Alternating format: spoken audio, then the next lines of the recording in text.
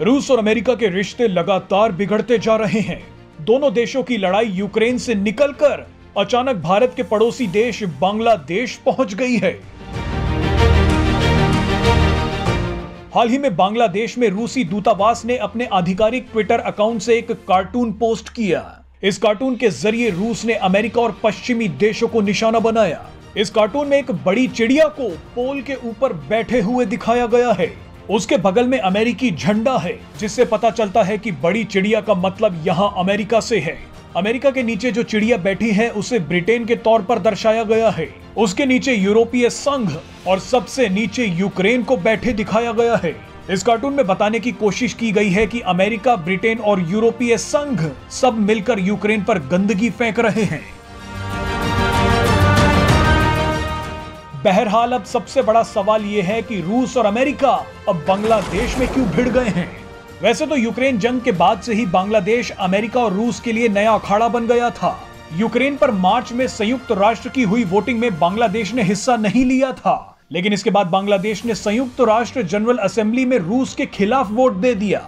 बांग्लादेश को लेकर उस समय जो चिंगारी भड़की थी वो अब आग में बदल गई है और इस आग में घी 14 दिसंबर के दिन डाला गया।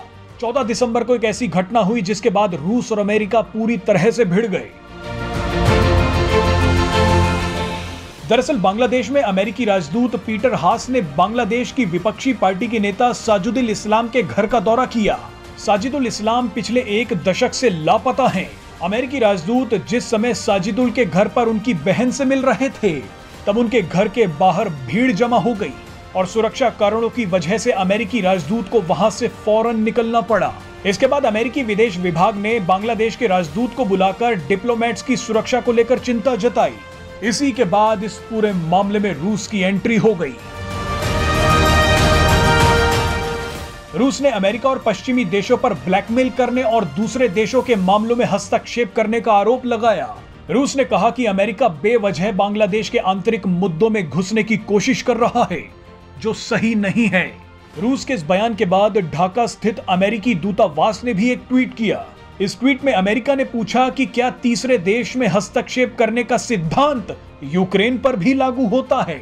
रूस पहले से ही जानता है कि अमेरिका पिछले काफी समय से बांग्लादेश में अपनी पकड़ मजबूत करने की कोशिश कर रहा है। भौगोलिक दृष्टि से बांग्लादेश भारत और चीन के नजदीक है। यही बात अमेरिका को आकर्षित कर रही है। इसी कारण से अमेरिका नेपाल में भी घुसने की कोशिश कर रहा है। आपको ये भी बता दें कि भारत, रूस और चीन बांग्लादेश का साथ देते आए हैं। ये बात भी अमेरिका को खटक रही है। अमेरिका चाहता है कि वो बांग्लादेश में अपनी मौजूदगी को बढ़ाकर भारत और चीन पर दबाव बना सके। अमेरिका हर उस देश में घुसने की कोशिश करता है जहां उसके स्वार्थों की पूर्ति हो जाए, लेकिन इस बार बांग्लादेश में अमेरिका के सामने रूस खड़ा हो गया।